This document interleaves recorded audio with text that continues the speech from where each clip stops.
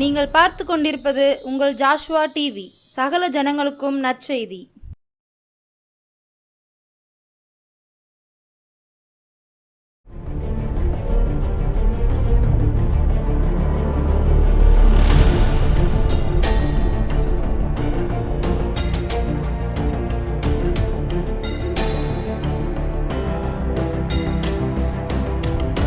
கிறிஸ்துவுக்குள் பிரியமானவர்களே, ஆண்டவராய் இயேசுவின் நாமத்தினாலே உங்களை நான் வாழ்த்துகிறேன்.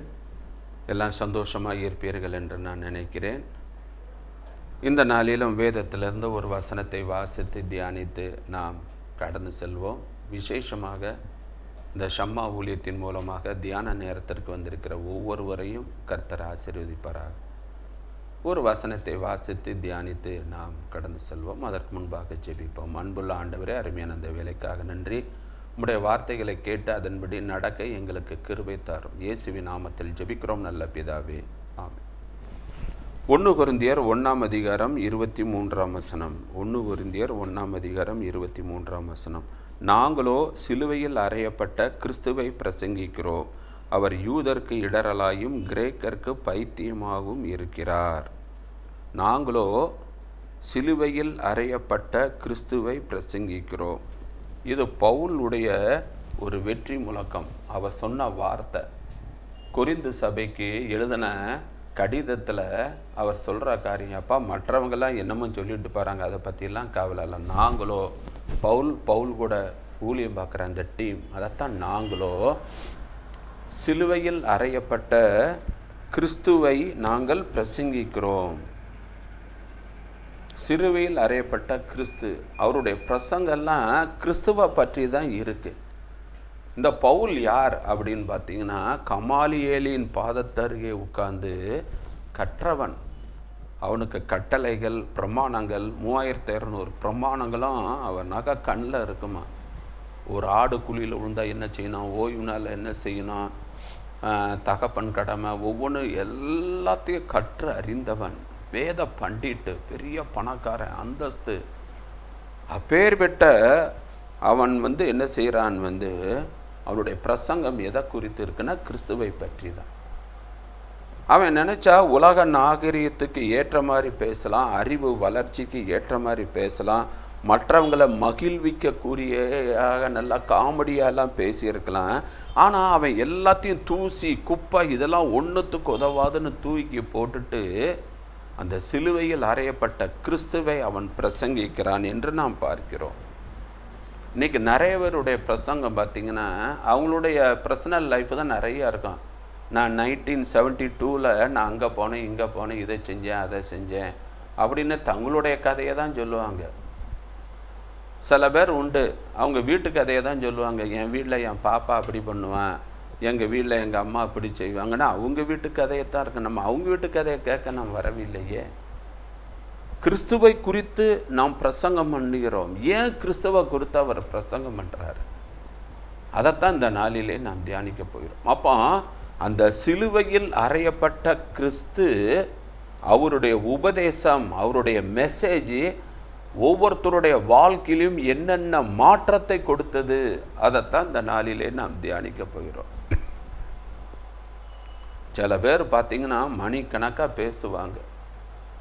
கடைசியில் பார்த்தா, ஆமாம் இவ்வளோ நேரம் பேசினி, இப்போ நீ சொல்ல வேண்டிய கருத்து என்ன, இப்போ நீ என்ன தான் சொல்ல வர, ஏன்னா அரை மணி நேரம் கத்தி இருக்கேன், நீ என்ன இப்படி பேசிட்ட, நீ பேசினதில் உப்பு இல்லை உரப்பும் இல்லை, வள வள வள வள வளன்னு பேசுகிற, சுருக்கமாக 4 வார்த்தை வெட்டு ஒன்று துண்டு விட்டுன்னு பேச வேண்டாமா, ஏன் இப்படி உட்காந்து அறுக்கிற. இன்றைக்கி சில பேருடைய மெசேஜ் அறுக்குது. சில பேர் நல்லா தூங்குறாங்க, அங்கே வசனம் எடுபடலை. ஆனால் இங்கே பவுலுடைய பிரசங்கம் நிறைய பேருடைய வாழ்க்கையில் ஒரு மாற்றத்தை கட்டளையிடுகிறது. கிறிஸ்துவுக்குள் பிரியமானவர்களே, சரி, அப்படி கிறிஸ்துவை பற்றிய உபதேசம் ஒவ்வொருத்தருடைய வாழ்க்கையிலும் என்ன மாற்றத்தை கட்டளையிடுது, அதைத்தான் பார்க்க போகிறோம். முதலாவதாக நாம் வேதத்தை எடுத்து வாசிக்கும் பொழுது அப்போஸ்தலர் 2ஆம் அதிகாரம் 36, 37. ஆகையால் நீங்கள் சிலுவையில் அறைந்த இந்த இயேசுவையே தேவன் ஆண்டவரும் கிறிஸ்துவாமாக்கினார்.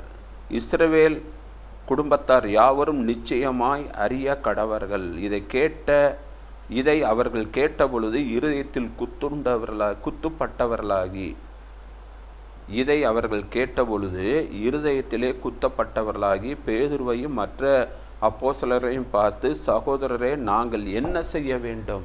அப்போ பேதுரு பிரசங்கம் பண்ணுறான், அங்கே சிலுவையில் அறையப்பட்ட கிறிஸ்துவை குறித்து பேசுகிறான்.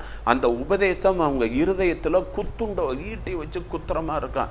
ஐயோ, நம்ம தப்பு பண்ணிட்டோமே, அந்த குற்றமில்லாத ரத்தத்தை காட்டி கொடுத்துட்டோமே, இயேசுவை சிலுவையில் அறையிட்ட எவ்வளோ பெரிய தப்பு பண்ணிட்டோம் அப்படின்னு குத்துண்டர்களாகி, சரி பேதுரு, நாங்கள் தெரியாமல் செஞ்சிட்டோம், இயேசுவை காட்டி கொடுத்தோம், மறுதளிச்சோம், சிலுவையில் அறையன்னு சொன்னோம், சரி இப்போ நாங்கள் என்ன செய்யணும் சொல்லு, நீங்கள் சொல்கிறத நான் கேட்குறேன்.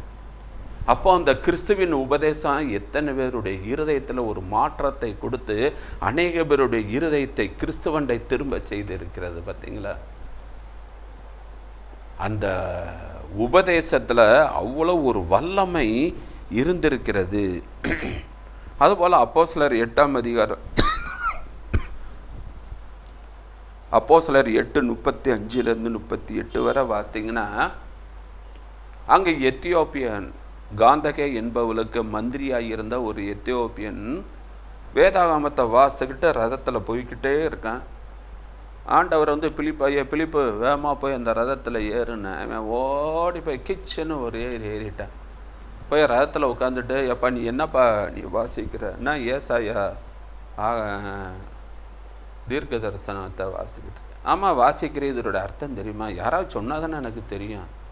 அப்போ அதில் எழுதப்பட்டது யார்? இயேசு, அவருடைய பாடு, அவர் மரணம், அவர் காயப்பட்டது, அவருடைய காயம், அவருடைய ரத்தம், இதெல்லாம் சொன்ன உடனே அவன் வாழ்க்கையில் ஒரு மாற்றம் வருகிறது அல்லவா? உடனே என்ன செய்கிறான், எப்பா ரதத்தை நிப்பாட்டுப்பா, நான் ஞானசானம் எடுக்கலாமா? ரைட், ஓகே, எனக்கு தடலை, நீ விசுவாசித்தால் தடல். உடனே அங்கே நதியில் போய் ஞானசானம் எடுக்கிறாங்க. ஆவியானவர் பிலிப்பை கொண்டு போயிடுறாரு. இவன் சந்தோஷத்தோடு தெரிவிப்பான். அப்போ இதில் 2 காரியம் நடைபெறுகிறது. ஒன்று வந்து இந்த கிறிஸ்துவை பற்றி பிலிப்பு அவனுக்கு சொல்லும்போது அவன் வாழ்க்கையில் ஒரு மாற்றம் உண்டாகிறது. அவன் ஆண்டவரை ஏற்றுக்கொள்கிறான், ஞானஸ்தானம் எடுக்கிறான். இன்னொன்று, உலகம் கொடுக்கக்கூடாத சந்தோஷத்தை அந்த கிறிஸ்துவின் உபதேசம் கொடுத்துருக்கு பார்த்தீங்களா? அவன் சந்தோஷத்தோடு போனான் என்று பார்க்கிறோம். ஒரு சந்தோஷம் டக்குற பாரு, எவ்வளோ சந்தோஷம் பார்த்தீங்களா அந்த கிறிஸ்துவின் உபதேசம். அதனால் அந்த லெந்து டேஸில் வருகின்ற உபதேசத்தை யாரும் அற்பமாக உதாசீனம் நினைக்காதீங்க. அந்த உபதேசம் தான் உங்கள் வாழ்க்கையில் ஒரு மாற்றத்தை கொடுக்க போகுது. அந்த உபதேசம் தான் உங்கள் வாழ்க்கையில் ஒரு சந்தோஷத்தை கொடுக்க போகிறது. ஒரு சந்தோஷம், ஒரு மாற்றம் உண்டாகணுங்க. வாழ்க்கையில் மாற்றம் இல்லாட்டி நம்ம 40 நாள் ஆலயத்துக்கு போய் என்ன பிரயோஜனம்? செய்தி கேட்டு என்ன பிரயோஜனம்? மாற்றம் உண்டாகணும். இங்கே அதைத்தான் பார்க்குறோம். பாவ உணர்வை தருகிறது. கிறிஸ்துவின் உபதேசம் வந்து பாவ உணர்வை தருகிறது. சரி, இரண்டாவதாக இந்த அப்போஸ்தலர் 5ஆம் அதிகாரத்தில் அங்கே ஒரு சம்பவத்தை பார்க்கிறோம். 5ஆம் அதிகாரம் 30-31. நீங்கள் மரத்திலே தூக்கி கொலை செய்த இயேசுவையே நம்முடைய பிதாக்களின் தேவன் எழுப்பி இஸ்ரவேலுக்கு மனம் திரும்புதலையும் பாவ மன்னிப்பையும் அருளுதற்காக. அப்போ அந்த கிறிஸ்துவின் உபதேசம் என்னெல்லாம் செய்து மனம் திரும்புதலையும் பாவ மன்னிப்பையும் உண்டாக்குறது. இங்கே அப்போஸ்தலர் 2ஆம் அதிகாரத்தில் ஒரு சம்பவம் வந்து நடக்குது. அங்கே என்ன சம்பவம் அப்படின்னு பார்த்தீங்கன்னா, அங்கே சிலுவையில் அறையப்பட்ட அந்த கிறிஸ்துவை குறித்து தான் அங்கே பிரசங்கம் பண்ணுறாங்க. அவன் மனம் திரும்புகிறான், அவன் ரட்சிக்கப்படுறான். ஆதி அப்போஸ்தலர் நாட்களில் சீஷர்கள்லாம் கிறிஸ்துவை குறித்து தான் பிரசங்கம் பண்ணுறாங்க. 5000 பேர் 3000 பேர் ரட்சிக்கப்படுறாங்க. அங்கே ஜெயில் வார்டன் அவன் குடும்பம் ரட்சிக்கப்படுது. கொர்நேலியு ஃபேமிலி எல்லாம் ரட்சிக்கப்பட்டு பரிசுத்தாவியை பெறாங்க. பிலிப்பு எங்கெல்லாம் பிரசங்கம் பண்ணுறானோ அங்கெல்லாம் ஒரு மிராக்கிள் நடக்குது. கிறிஸ்துவுக்குள் பிரியமான. அப்போ அந்த சிலுவையில் அறையப்பட்ட கிறிஸ்துவினுடைய உபதேசம் பாவ உணர்வை கொடுக்கிறது, மனம் திரும்புதலை கொடுக்கிறது. அடுத்தது வந்து பாவ மன்னிப்பு கிடைக்கிறது. மனம் திரும்புதல் மட்டுமில்ல, மன்னிப்பு கிடைக்க. ஆண்டவர் என் பாவத்தை மன்னிச்சுட்டார், அவன் சந்தோஷமா இருக்கிறாங்க.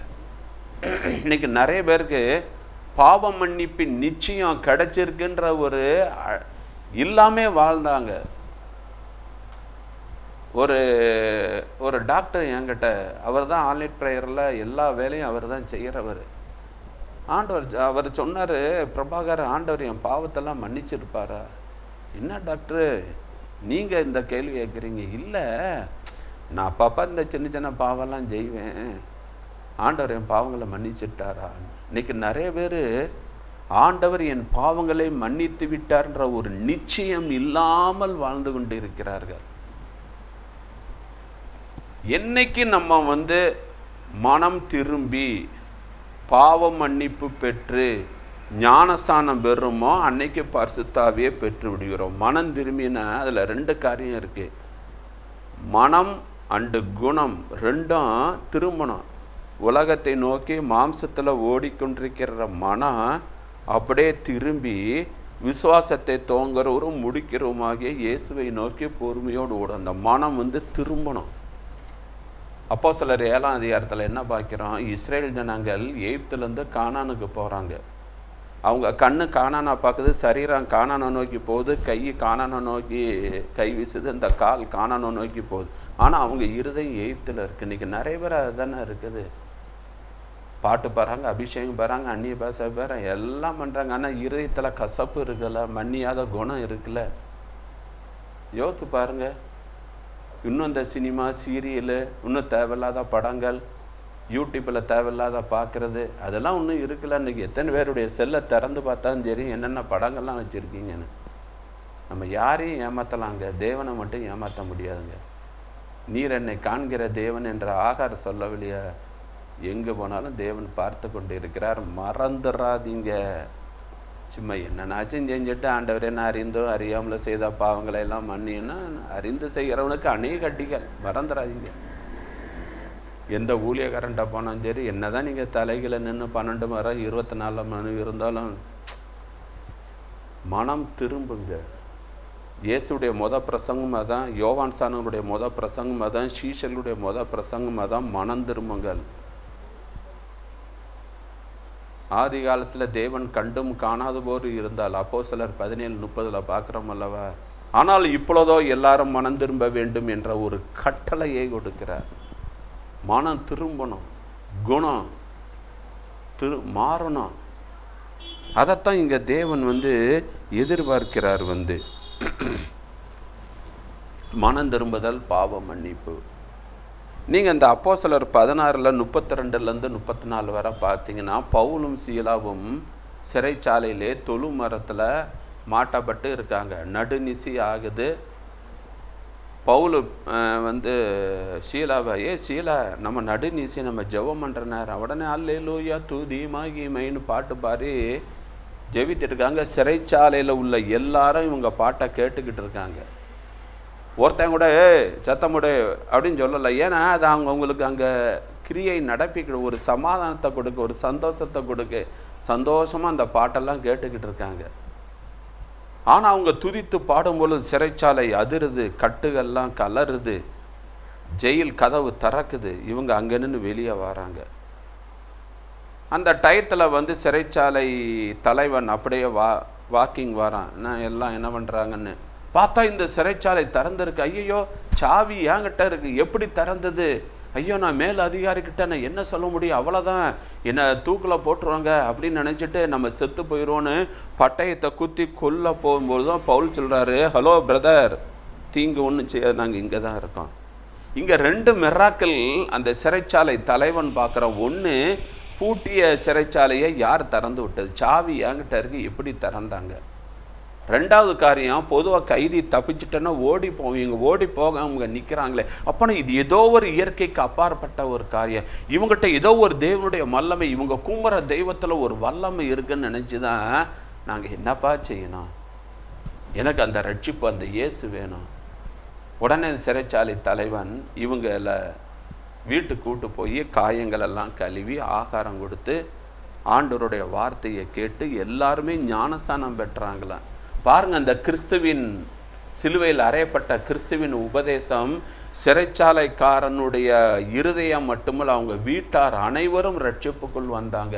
எல்லாம் பாவ மன்னிப்பு பெற்றாங்க, எல்லாம் மனம் திரும்பினார்கள். இன்னைக்கு நீங்களும் நானா வேற உபதேசம் பண்ணாதீங்க. சிலுவையில் அறையப்பட்ட கிறிஸ்துவை மாத்திரம் பிரசங்கம் பண்ணுங்க. நிறைய பேருக்கு பாவ உணர்வு, மனம் திரும்புதல், பாவ மன்னிப்பு இதெல்லாம் கிடைக்கும் என்பது எவ்வித சந்தேகமும் இல்லை.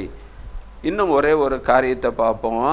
இந்த 1 கொரிந்தியர் 1:18 நீங்கள் வாசித்து பார்த்தீங்கன்னா, 1 கொரிந்தியர் 1:18, சிலுவை பற்றிய உபதேசம் கெட்டு போகிறவர்களுக்கு பைத்தியமாய் இருக்கிறது, ரட்சிக்கப்படுகிற நமக்கோ அது தேவ பலனாய் இருக்கிறது.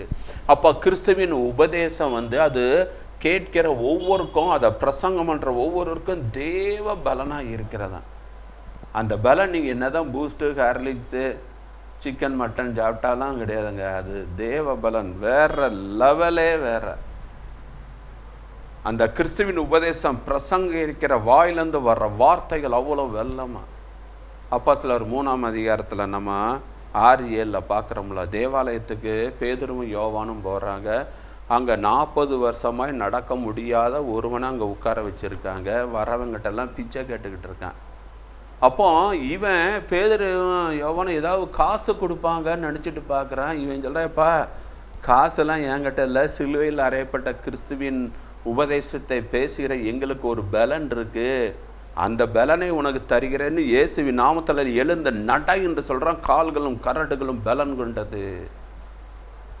கிறிஸ்துவை குறித்து உபதேசம் பண்ணுங்க, உங்கள் வாயிலேருந்து தேவனுடைய வல்லமை வரும். நிறைய பேரை நடக்க பண்ணுவீங்க, நிறைய பேரை உயிர்ப்பிக்க பண்ணுவீங்க, நிறைய பேர் பலன் அடைவாங்க, நிறைய பேர் பாவ உணர்வு, அநேக பேர் ரட்சிக்கப்படுவாங்க, உங்கள் சபையில் அங்கத்தினராக சேருவாங்க. நீங்கள் போகிற இடத்துலலாம் ஒரு மிராக்கிள் நடக்கும். நீங்கள் ஜெபம் பண்ணுங்க, அற்புதங்கள் அடையாளங்கள் நடக்குங்க. வேதம் திட்டும் தெளிவாக சொல்லுகிறது. கிறிஸ்துவுக்குள் பிரியமானவர்களே, நாம் செய்ய வேண்டியதெல்லாம் அதான். கிறிஸ்துவை மற்றும் நீங்கள் உபதேசம் பண்ணுங்க, வேறு யாரையும் பேச வேண்டாம். உங்கள் சொந்த கதையோ உங்கள் ஃப்ளாஷ்பேக்கோ வேறு யாரையும் பேச வேண்டாம். நீங்கள் படித்த படிப்பு, உங்கள் அனுபவம், திறமையாக பேசுகிறது, காமெடியாக பேசுகிறது இதெல்லாம் வேண்டாம். கிறிஸ்துவை பற்றிய உபதேசம்தான் ஒவ்வொருத்தருக்கும் ஒரு விடுதலையை கொடுக்கும். அப்படிப்பட்ட விடுதலையை தேவன் நம்மளுக்கு தர தலையை தாழ்த்தி ஜெபிப்போம். அன்புள்ள ஆண்டவரே, அருமையான அந்த வேலைக்காக நன்றி. பவுல் சொன்னது போல ஆண்டவரே, சிலுவை பற்றிய உபதேசம் அது எங்களுக்கு பலனாக இருக்கிறது. அந்த பலன் தான் சுவாமி நிறைய பேருக்கு பாவ உணர்வையும் மனம் திரும்புதலையும் பாவ மன்னிப்பையும், அது மட்டும் இல்லை ஆண்டவர் அதை கேட்குறவங்க உள்ளத்திலையும் அது பலனை கொடுக்கிறது என்று பார்க்கிறோம். அந்த உபதேசம் எங்களுக்கு எவ்வளவு கிரியை செய்கிறது அப்பா. அந்த உபதேசம் மற்றவங்களுக்கும் அது கிரியை செய்யட்டும். நீங்கள் அப்படி செய்யப்படுற கிருபைக்காக நன்றி அப்பா. ஆசீர்வதியும் வழி நடத்தும். இயேசுவின் நாமத்தில் ஜெபிக்கிறோம் நல்ல பிதாவே, ஆமென். கிறிஸ்துவுக்குள் பிரியமானவர்களே, இந்த செய்தி உங்களுக்கு மிகவும் பிரயோஜனம் உள்ளதாக இருக்கும் என்று நான் நினைக்கிறேன். உங்கள் ஜெப தேவைகளை எங்களுக்கு எழுதி அனுப்புங்கள். நாங்கள் உங்களுக்காக ஜெபிக்கிறோம். கர்த்தர் பெரிய காரியங்களை செய்வார். God bless you. God bless you.